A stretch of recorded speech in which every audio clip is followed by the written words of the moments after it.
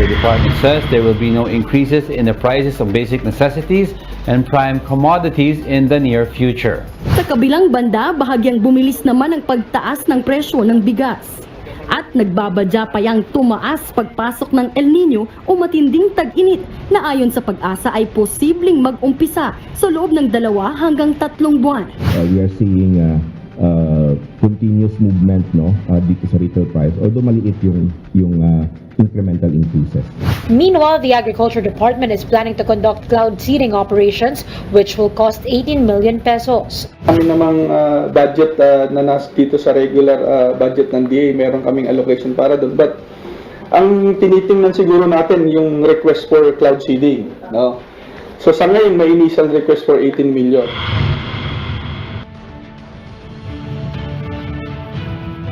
Is a rice crisis possible this year? The Federation of Free Farmers thinks so, with low production levels on the local farming front and El Nino looming. But President Marcos does not see an issue with supply and prices, especially in the lean months. After all, there's always the option to import. Let's talk about the state of the Philippine rice industry in this episode of The Chiefs.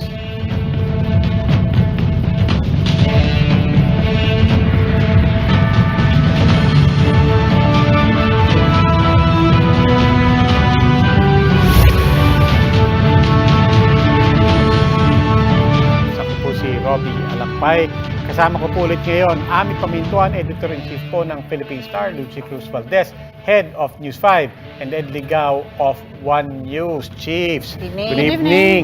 Happy weekend. Ang layo pa ng weekend. Ay, ano naman to, eternal optimist nga. Kaya mo na. Malapit na yan. Ami, Manali ka lang.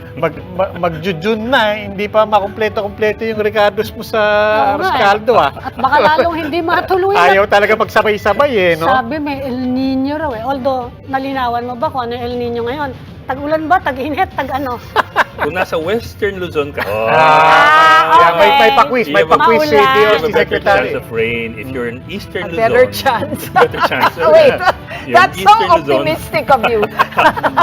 you have lesser chance of rain. Di ba? So hindi For now. For now. So hindi kasing simple ng iniisip ng mga Yeah, balita. it's Pati not ako, simply yun ang drought or iniisip ko ano. dati. Pagka El Nino, tag-ulan. Pagka La Nina, I think tag-tuyot. we're Di ba? missing something though. Yung rain na sinasabi mo, hindi siya normal rain. Yes. Malakas na rain. At yung dry part, ay, talagang init. Oo. So, Pero sinabi rin ni kumbaga, Secretary extremes, pero sinabi rin ni Secretary Solidum, 'di ba? Hindi mo lalahatin 'yon. Kasi ang totoo meron lalo na sa eastern part na diyan ang mga ini-expect natin na tagtuyot on the western part. Again, to qualify, El Nino refers not to the drought or to the rains. It refers to the condition of the sea. Sa Specifically Pacific sa Pacific. Ocean. And Indian. Yeah. May quiz ba? Parang parang tayo nag-group study para sa quiz. Oral Pero response. hindi nabanggit yung Central Luzon. That's the rice granary. At yan ang pag-uusapan ngayon. Ano ang epekto? Yan ang epekto Diyan ng natin El Nino sa Kaya ating na-segue mo ha. supply ng rice. Tama-tama, ang ating guest ngayong gabi, yan ang pag-uusapan, ang epekto among others, of course, among others, ang epekto ng El Nino sa ating rice supply. Okay, after the break, we speak to Rice Industry Development Chief Undersecretary Leocadio Sebastian. The Chiefs will be right back.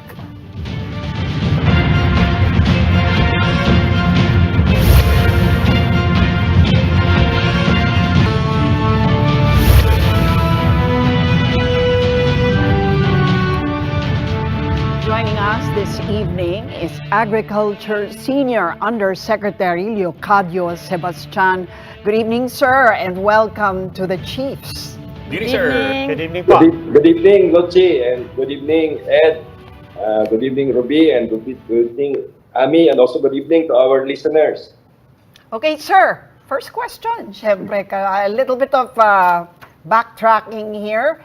We recall that the last time you were in the news before you became USEC was at the height of the controversy over the sugar importations. And you left the DA then. And now you're back. So, sir, can you just give us a brief description of the events that led to your The return of the comeback, yun nga ang joke nila. Bakit po kayo bumalik sa as HUSEC of the DA? Actually, Lochi, we built our career as a rice expert, scientist, researcher, with, rising through the rank.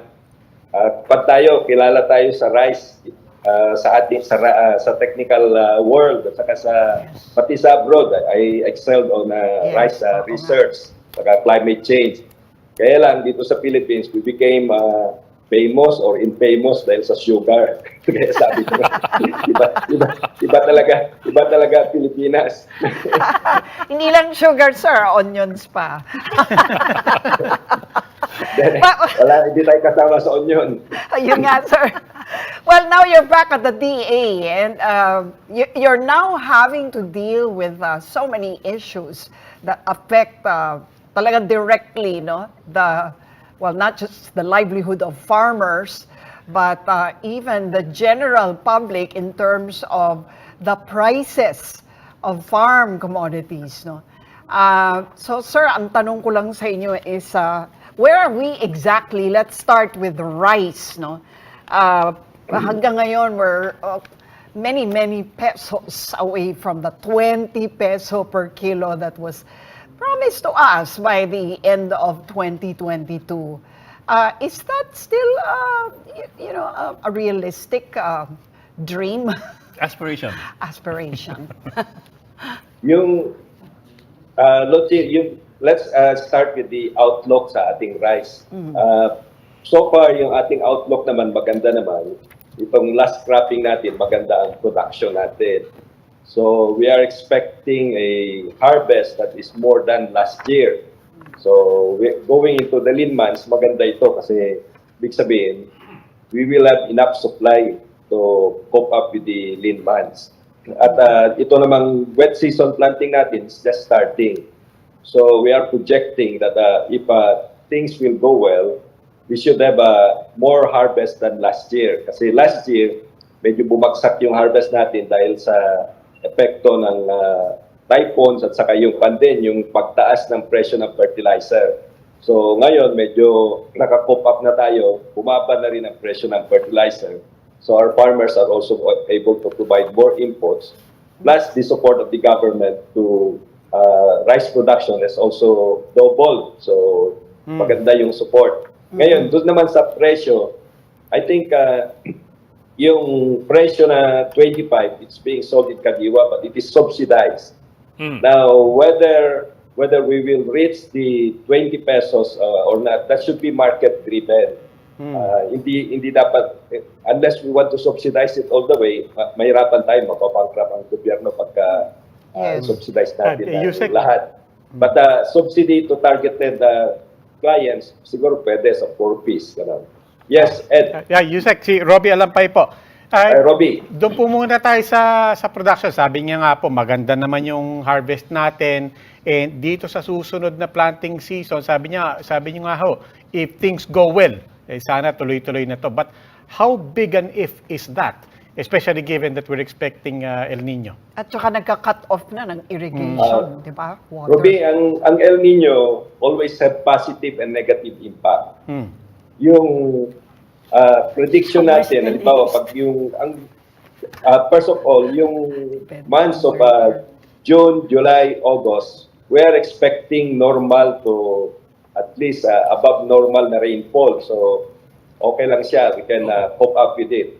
Ang pinagandaan natin yung dry season that is starting in November, December, yung planting na yon. And kung hindi maganda yung pag-fill up ng mga dams natin during this wet season, yun ang magkakaroon ng negative impact sa ating dry season crop. Ngayon, pagdating ng dry season naman, if we have a good water source during the dry season, ibig sabihin, itong mga malalaking dams natin makapag-fill up sila, at we are able to provide good irrigation during the dry season. Actually, yun yung sinasabi namin kumisan na magandang effect ng El Nino kasi El Nino will also provide good solar radiation. Ang palay kasi, yung rice plant, will need a lot of sunlight. one of the constraints na nakikita natin during the rainy season, pag cloudy siya, mababa yung yield natin dahil cloudy pagka wet season. Whereas during dry season, the solar radiation is good. So maganda siya sa production. So yun ang nagtutulak ng mataas na production during the dry season.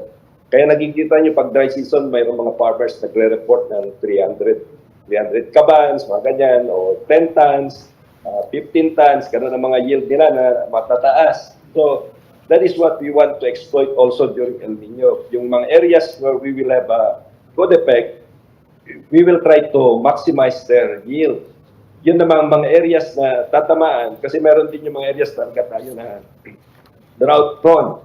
So yung mga drought prone areas, doon naman tayo titignan natin kung ano na magagawa natin to reduce their losses. So ganun ang kanyan. So we are preparing for the El Nino. Sir, sorry sir, medyo nako-confuse lang ako, and I suppose I can imagine other people getting confused. Kasi sabi niyo, July, August, September, mukhang maganda yung harvest natin na even with or maybe despite El Nino. And those are the same months kung saan mukhang kasagsagan ng El Nino. And then you talked about the dry season. The dry season na yung El Nino will peak in November, December up to the first quarter. If you listen to the advisories of Pag-asa, ang sinasabi nila during the prelude to El Nino, yung pag-start pa lang siya, maulan yan. Normal to above normal pa yung rainfall. Kaya nga sabi nga nila, let's prepare for the ondoy type of rains, baka maraming baha, mga ganon, before El Nino. So this will occur during the months of June, July to August. Then after that, mag-wane out na yung rainy season natin. Pupunta na siya sa dry. So yun na talagang dry na El Nino na starting November, December. Yes, sir. Sir, actually, it's good that you qualified that Ngayon, I'm trying to imagine Ondoy all over again despite the El Nino. But, it's good that you brought it up. Sir, teka, atos ako ng konti. If we look at your background, you appear to be one of the more or the most qualified in the agriculture department, Cornell University, among other things. And then looking at your past, in 2019, Vietnam gave you the Medal for Contribution of the Cause of Agriculture and Rural Development. So really, you're among the best qualified to talk about this and be in the agriculture department. Pero sir, parang may disconnect pa between how other countries look at you and your performance versus what seems to be happening with the agriculture department. Baka you can help us to wade through things bakit parang we have such good experts pero we're not getting underappreciated here. We're not getting much home, headway in terms of I don't know, good policy. Is there a disconnect, sir? More fun in the Philippines. Di naman disconnect. Siguro ganun lang talaga tayong mga Pilipino. Ano, sir? Ano Sige, sir. Elaborate, sir. Ano yan? Ano ba yan, sir? Sir, talaga, it's really confusing kasi people appreciate our experts from abroad. People from abroad appreciate our experts. Pero in this country naman, people are looking for results. So please, sir, go ahead, sir. Hindi ba, tignan mo mga OFWs natin, di ba? They are all excelling naman sa labas. So dito sa atin kasi more challenging. Sabi ko nga I distinguished myself in rice, but I became famous in sugar dito sa Philippines. So, yun ang Infamous. Pero sir, yun nga pa, mas challenging talaga dito sa atin. Mas challenging at saka meron pang trauma kung minsan, traumatic okay. Hindi sir, yun nga po, yung challenge at saka yung trauma. And hindi naman sa gusto namin kayong isubo sa alanganin. But at this point, everybody, tayo mismo, kinukumpara na inahambing natin, sarili natin sa Vietnam. By this time, common knowledge na rin. Lahat ng tao sinasabi, yung mga taga-Thailand, tayo raw nagpaaral sa mga yan, tayo nag-train sa mga yan. And now they're the biggest rice exporters in the world. And sabi nyo nga po, hanggang ngayon dito, may challenge na, may trauma pa. Yung tanong na lang po is, I'm sure sanay na rin po kayo sa tanong na to. Ano pong pinagkaiba? Saan po lumihis ng landas yung Vietnam at saka Thailand kumpara sa agrikultura sa atin? Ito rin ay nasabi ko rin to sa marami na. Ang isa sa dalawa yung pinoint out ko eh. Una, we have developed a lot of technologies. Marami tayong tinuruan. Yung mga tinuruan natin pagdating sa kanila sa Vietnam, sa Thailand, sa Indonesia, sa Malaysia, yung mga tinuro natin sa kanila, ginagawa nila ng malawakan. So scale, may scale sila, they scale them up. Sa atin naman, we develop a lot of things, but then kuminsan nag-end up lang sila sa demonstration, small scale, we reach 1,000, 100,000 farmers, happy na tayo. So kuminsan yung impact niya at the national level, hindi natin nararamdaman. Bakit So yun po? ang isang challenge sa atin. So that's why dito sa ngayon sa RISE program, I'm trying to emphasize that we need to attain scale. Hindi lang dapat demonstration. Kailangan we need to attain scale nationwide. And we can only do that if we also know how to localize, target location-specific problems. Hindi pwedeng centralized palagi ang approach natin. So we have to decentralize. So iba kasi yung problems natin sa Visayas, iba yung sa Mindanao, iba sa Luzon. So hindi pwedeng iisa lang yung solution natin, napaka-variable ang country natin. So isa yun, scale. Second, yung plans natin, palagi tayong naiinip. We want solutions right away. But if you look at other countries, yung solution, it took them years also to attain. And they invested on their plans. So sabi ko nga nung when I was in Malaysia, they have a 10-year plan, 5-year budgeting, 5-year. In Vietnam, I worked with a minister. 10 years siya naging minister, then 12 years siya naging minister. So he was able to plan, sabi niya sa akin, he was able to plan, and then he was also able to implement in the next 10 years. So talagang merong consistency. Sa atin, kuminsan we change our plans every time we have a new Secretary of Agriculture or every time we have a new President. So, ang bilis nating magbago, so walang continuity. So yun ang mga challenges talaga natin na nakikita ko. Marami pang iba, but for me, those are the big ones that are affecting why we have not been able to do the things that we have been teaching other countries. So, Secretary, kaya-kayang maremedyohan yan, lalo ngayon, devolution eh. Napakalakas ng powers ng local governments. And in fact, that's what some of the farmers are saying na iba-iba nga daw yung policy, one province to the next, even one town to the next. So, mareremedyohan ba yan? Pwede ba mag-coordinate halimbawa yung Department of Agriculture? In fact, yan yung isang sinabi nilang dahilan kung bakit si President Marcos mismo, ang Agriculture Secretary, to get everyone on board for a national development plan. Meron bang ganon, ongoing national development plan for rice? Yan ang binubuo namin ngayon, Ami. Bale, yung Masagana Rice Program na tinatawag namin, we are trying to develop a program that will be addressing din yung mga sinasabi ko. So, unang-una, for example, doon sa program na dinedevelop namin, we have been teaching our neighbors, natuto sila sa atin, that we should reduce the risk of our rice production. But we have not done it here. Bakit hindi natin ma-ship, halimbawa, yung main production natin from the wet season to the dry season? So, yun ang gusto namin. We are working kung nasa background ko is NIA. We are working closely with NIA now para doon sa, kasi very important yung irrigation so that we can maximize our production during the dry season. Then, yung wet season natin, what we are trying to do now is adjust yung planting calendar para naman maiwasan natin yung mga bagyo. So, some of these simple things that sometimes we have read them, we have studied a lot of them, but we have not applied them in scale.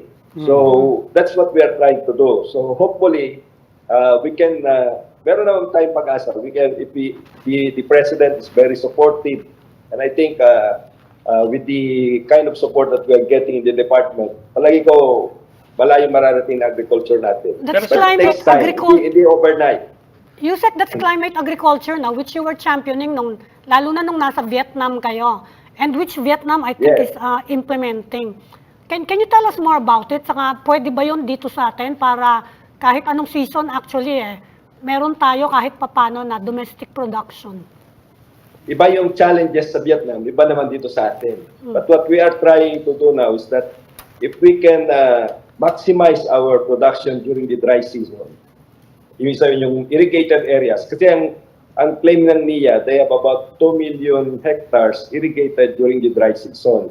So ang sabi ko, if we can only target 1.5 million, assure that there is a good water in that area, then we can also adjust yung planting so that we can plant it during the best time of planting. We can actually increase our production during the dry season. Ngayon, ang sabi ng NIA, kaya nila ngayon at this time, 1 million hectares. Okay lang, we can start with 1 million. But we will optimize yung production during that time. Yung best time of planting kasi is from December to April. Yung best time ng rice planting during the dry season. Kaya lang, yung 2 million na sinasabi natin, pag minsan, pagdating ng February or March, wala nang tubig. So, water stress din siya. So, hindi rin siya na-maximize ang production. So what we are trying to do now is how we can maximize yung production during the dry season. Kasi kung dry season at taniman natin ng hybrid, baka pag-ani lang tayo ng kahit 8 tons, that's already 8 million metric tons for 1 million. And 12 million for 1.5 million hectares. Pag nagawa natin yun, yung main rice production natin is actually during the dry season already. Kasi ang production natin during the wet season is just about 12 million metric tons. Yeah. Na pag hindi binagyo yun, pag binagyo, bagsak na naman. Yeah, sir, assuming na napakaganda isang taon, we have a miracle year na walang bagyo, walang problema, and at the same time, assuming na lahat ng infrastruktura natin, lahat ng programa natin, everything is, we're firing on all cylinders, ika nga. And you said, we want to maximize.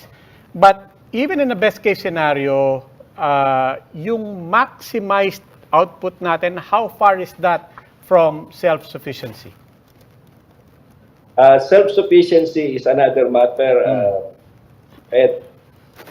Yung Ruby, iba naman yun. We have to prepare for self-sufficiency. So, ang self-sufficiency kasi, if we just want to have a surplus production, hindi rin maganda yon kung babagsak naman ang income ng mga farmers natin. So, I would rather that if the moment we approach self-sufficiency, we should now also focus on other aspects ng improving our production. Mag-focus naman tayo doon sa mga, ano bang pwede natin i-export? Can we also export rice?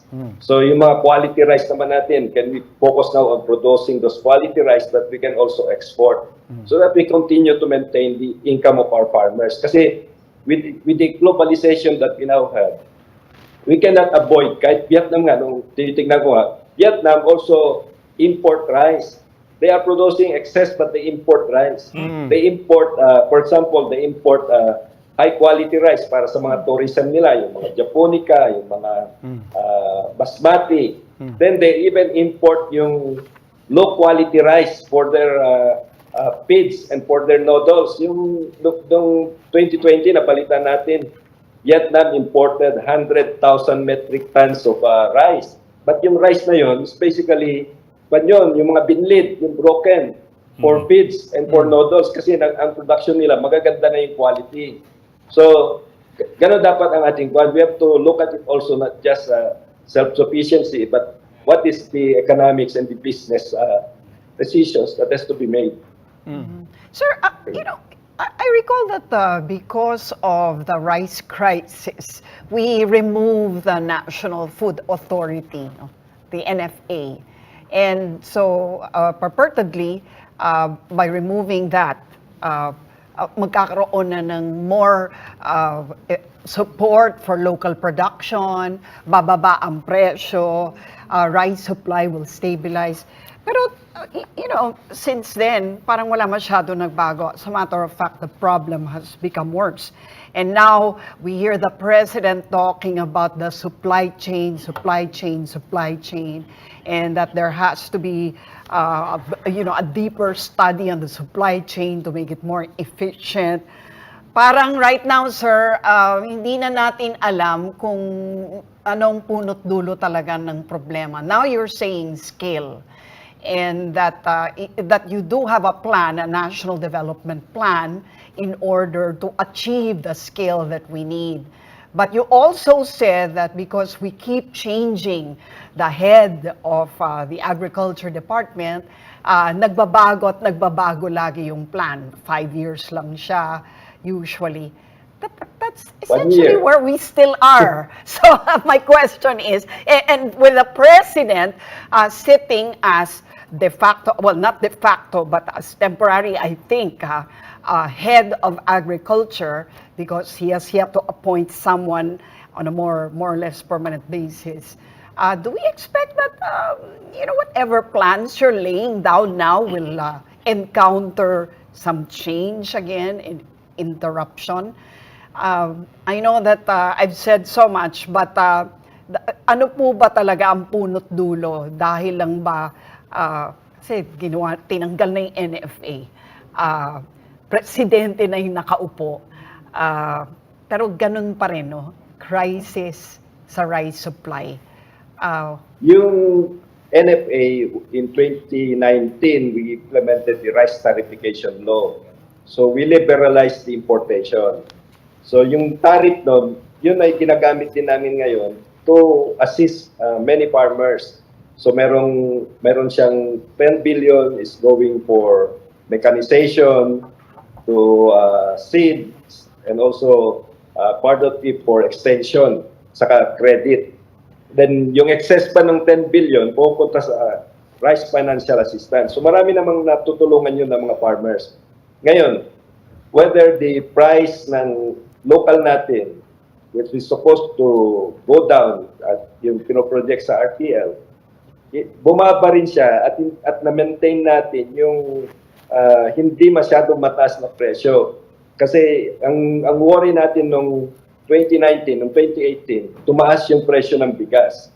And it contributed a lot to inflation. Inflationary siya. But what is happening is now is that the contribution of rice to inflation is actually very small. It even went negative in 2020, 2021, mga ganyan. Negative pa siya. Kasi ibig sabihin, hindi siya yung tumaas na kagaya ng ibang commodities. Now, it is not going as low as possible kasi we also have our local production to protect. Ayaw naman natin na halimbawa during that time ng 2019, yung rice, imported rice, landed cost niya dito siguro, maabot lang siya ng 20 pesos plus cost of money, 25, 26. It can be sold at 30. Yeah. Ayaw naman natin na masyadong bumagsak yung presyo ng imported dahil hihilain naman niya yung local natin na rice. And 90% or more than 80% of our rice is still locally produced. So if you have a very cheap imported that is competing with your local rice, it also affects our rice farmers, yung mga local rice farmers natin. So yun ang binabalance din na nakita ko during those times. We have to balance those things. Kaya hindi maganda rin yung masyadong maraming imported, unregulated. Hihilahin niya kasi yung presyo ng local. Ngayon, what is happening now, the price of imported rice has actually gone up. So if you look at yung price sa merkado ngayon, there were even times na yung imported rice is actually more expensive than the local rice. Yung sa well-milled at sa regular milled na rice natin. So, yes, sir. Yun ang ating... Yes, sir. Sir, I'm looking right now at the Agri-Department's price monitoring list of as of yesterday. Medyo mataas pa rin, sir, both for imported and for local. Ang well-milled up to 46 pesos per kilo for the well-milled na local. And the same for imported. For regular milk, Mababa yan, 42 pesos pa rin for local and 38 for imported. In other words, sir, I mean, despite all the talk in the last year, medyo mataas pa rin eh. It has not gone down that significantly. Ed, yung tinitignan mo yata, yung well-milled, yung hawak ko na monitoring, Yes. 4th week of May. Yes, sir. Sir, download ko to, sir, sa DA website. Ngayon lang. Oh, yung regular milled na local, pag tignan mo, that's 38.60. Yung regular milled na imported is 37.50. Yeah, okay, Then sir. yung well-milled na local is 42.30 at yung well-milled na imported is 43.80. Then you have your special rice and also your premium local. Yung premium local is 46 at yung premium imported is 47. Okay. Well, sir, I'm looking at the Agri Department's PDF file. Well, as of yesterday, I got this from your website. But anyway, sir, what I'm saying pa rin is whatever we've been saying the past year, the numbers still are pretty high. Yes, they've been going down a little bit, but not in significant numbers. At the same time, the President has at least twice said na lumalapit na tayo sa 20 pesos, 25 sa 20 pesos per kilo dahil sa 25 pesos na benta sa Kadiwa. So, meron ding yes, sir. That is subsidized. Yes, sir. Subsidized here. Yes, sir. Actually, sir, that's also my point, sir, if you don't mind. That's also my point. It's subsidized, so it's not exactly lumalapit tayo sa pangako. Yeah. Dahil Kaya sabi ko nga, Ed, it should be market-driven. So, if you have also monitored lately, merong cooperative na nagbenta sa farmers cooperative na nagbenta sa Kadiwa at 25 pesos. Now, sabi nila, they are selling at 25 because their cost of production per kilogram palay is only about 7 pesos. So sabi nila, they can meet the president's challenge of reducing the price. But that is not subsidized. Napababa nila yung cost of production nila 7 pesos? Yung biofertilizers. We use biofertilizer, we reduce our cost 7 pesos per kilogram palay. So if you mill that, naka 14 or 15 pesos sila, meron na sila plus their income. So 25 ang benta nila. But voluntary yun, hindi yung government supported. Yes, sir. So ganun dapat ang mangyari. Yes, sir. That sounds good. Pero how did they do that? 7 pesos. I mean, I was looking at the farm gate prices as of January. That was at 17 plus or 18. I think itong Well, first quarter. I think yun nga sinasabi ni Yusek, di ba? Scale is the challenge. How to effectively implement that kind of program on a massive scale. And Large that's scale. what we will continue to discuss when we return after this short break. The Chiefs will be right back.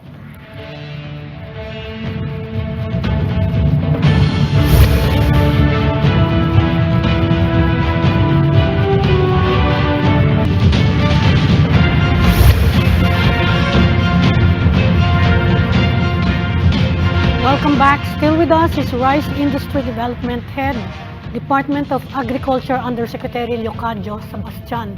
Yusek, dagdagan ko lang yung sinabi kanina ni Ed, kasi kabibili ko lang ng yung wholesale bigas ko. Actual experience. Talagang tumaas siya. Yung usual na binibili ko, tumaas siya ng mga 4 per kilo. But anyway, 4 pesos. But anyway, pinag-uusapan natin yung biofertilizer. Nagkaroon din ng konting controversy dyan recently. At sinasabi ng farmers, nasagot nyo na yun. I want to ask your opinion as a scientist. Kasi sabi ng farmers, yung sitwasyon natin dito, hindi daw ganun ka-high yield yung biofertilizer and we don't have enough. Hindi siya kasing high yield ng chemical fertilizer which we have to import 100%. Ano ba yung take nyo doon? Can we actually rely, and you mentioned nga yung scale, no? Can we actually use, can we shift to biofertilizer para nga mas mura? Our recommendation, Ami, hindi yung total na 100% biofertilizer. We want a balanced fertilization system. So, ibig sabihin, pag balance, we recommend to our farmers that they apply basal organic. Then they also add yung inorganic plus biofertilizer. Yung biofertilizer kasi, if you use biofertilizer, you can replace at least 1 or 2 bags of urea per hectare. So mababawasan mo yung synthetic fertilizer na ginagamit mo. But we are not saying you shift to biofertilizer 100%. So balance pa rin, combination pa rin. Para kasi yung urea natin, yung synthetic, nakikita mo kaagad yung effect niya kasi chemical siya na pure. So pag in-apply mo, mag-green kaagad yung palay mo, makikita mo talaga yung effect niya na nagiging robust yung plant mo.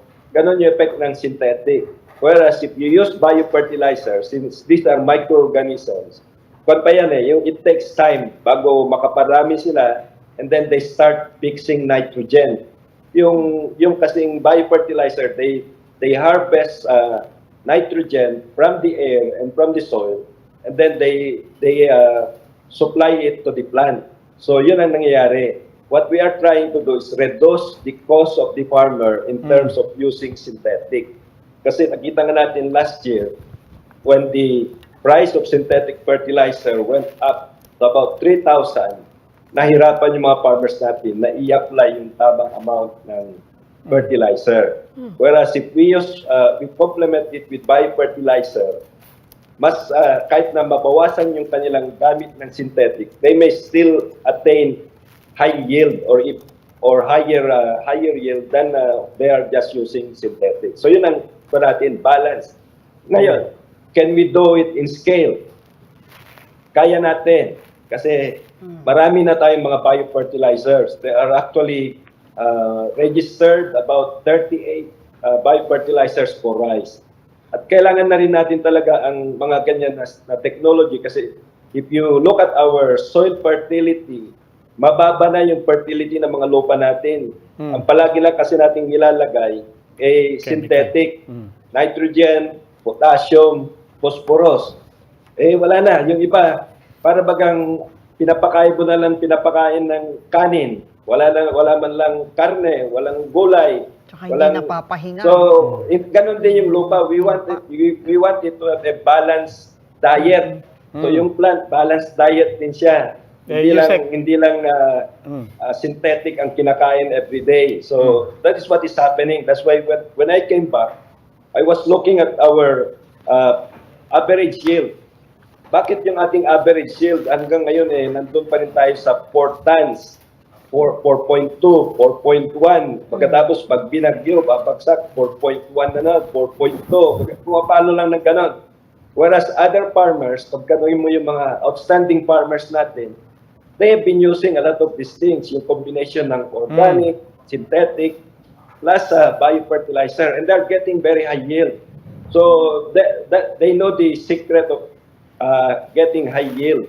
At sabi ko nga kanina, yung isang group of farmer nga gumamit ng biofertilizer and they are selling it at 25 pesos. So they are able to reduce their cost.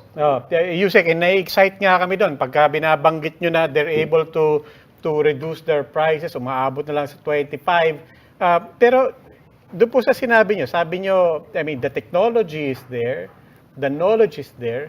When you say na kaya yan at scale, we presume you're also saying that the production of these biofertilizers are there. And for that matter, ang daming nagde-demonstrate na kaya nila. So, what's remaining? Ano pa po ang natitirang barrier to us doing this at scale? We have to promote it widely. Kasi kagaya nga doon nakita natin, marami ding kumukontra siyempre. If we introduce something new in the Philippines, we are a democratic country. Siyempre, marami ding mga kontra. There are also vested interests who would like to protect their interests. So, siyempre, yung mga iba, ayaw nila yung papalitan mo yung synthetic. Kasi negosyo yan So, gusto nila, wag na yon, kalimutan mo na yan, doon na lang tayo. Mas mabilis, mas mataas natin kaagad. But for sustainability, we cannot continue relying on synthetic. Kasi the future of agriculture is actually going into that direction. Mga biomolecules, biofertilizers, mga ganyan yan. Nandun tayo, bioremediation, use of microorganisms to improve productivity, which is more sustainable in the long run. Pa siya, environment friendly pa yan pag mga ganyan na approaches. Yusek, ano ba yung mga biofertilizer? Yan ba yung mga earthworm ba yan? Ano ba yan? Plant-based? Animal-based? Anong Hindi. component niya? Yung biofertilizers, not the same as organic fertilizer. Kaya hindi rin pwedeng organic tayo lahat kasi the nitrogen content of organic is very low. Mga 3% lang yan. Yung biofertilizer, ito yung mga microorganisms that harvest, they fix nitrogen from the atmosphere or from the soil, and then they make it available to the rice plant or to the vegetable plant or yung mga halaman natin. So there are biofertilizers na gano'n. Then another one, there are biofertilizers na they also make the phosphorus available to the plant. And the other one, yung biofertilizers that help decompose yung organic residue sa soil. So, yun ang mga kwan ng biofertilizer. At ang biofertilizer can fix up to 50 kilograms of nitrogen per hectare. So that means pag 50 kilograms nitrogen, that is equivalent to 2 bags of urea fertilizer. So, ganun yun. So, instead of using, yes. I really appreciate the science insights here, but what I'm trying to imagine is how these things play out, as we say, at ground level. No? When you say na actually ang kulang na lang dito yung promotion, and at the same time you acknowledge na syempre mayroong mga vested interest that they want the status quo. Gusto nilang kung nasanay na yung mga tao sa mga chemical fertilizer, di syempre ipopromote nila yung sa kanila. But is it just a matter of marketing? Is it just a matter of promotion and education? Or am I hearing right that there are also political realities on the ground? And for that matter, when vested interests lobby for their interests, how is that expressed and manifest on the ground? Yun ang reality talaga sa atin. Nandiyan yan. But I think it's time that we have to pause a lot of these things. Kasi nandun na rin tayo sa situation where, kagaya nga sabi nga ni Loche kanina, we are not changing. Parang yung situation hindi masyado nagbabago. But tinitingnan ko, hindi nagbabago because we have been using the same approach, the same approach all these years. Hindi natin tinitingnan, ina-analyze. We have many experts. Sabi nga natin, sabi niyo, marami tayong expert na Pilipino. But we are not utilizing them. So I think it's time that we also realize we have our local politics, but siguro we have to work together. Kasama rin kayo dito kasi I think the media has to help us fight the status quo kung status quo. Actually, Yusek, every time there's a story on rice crisis or sugar prices, laging ito on the ground, ang nakikita is the discrepancy between the farm gate price and the retail price. And in between, yung trader, no? So, ang tanong ko sa inyo is, when the President talks about the value chain, I just wonder, what improvements are we making in order to make sure that there's value from the farm, there's value even at the point of negotiating between trader and farmer, and then, you know, the value for the consumer at the selling point. So, sir, anong ginagawa natin doon sa issue ng prices from farm gate to trader along the value chain? Yan. Yung program that we are trying to develop now, we are actually mobilizing the private sector. Kasama dito yung Go Negosyo, the SecJoey. Kasama din yung mga millers and mga rice traders natin. Because if we want to improve our production, we also have to improve yung Distribution. other part ng value chain. Ito yung nakita ko sa other countries na hindi natin nabibigyan ng tuon. For many years, while I was in other countries, looking back at Philippine agriculture, tinitignan ko, we have been providing subsidies, dole-outs to the farmers. So, seeds, fertilizer, mga kanyan.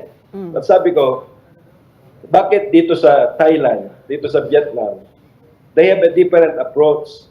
They try to improve the milling, the post-harvest facilities, yung mga milling, mga kanyan. They invested in improving Ayun nga, the milling sir. What are we doing system. there? Yeah.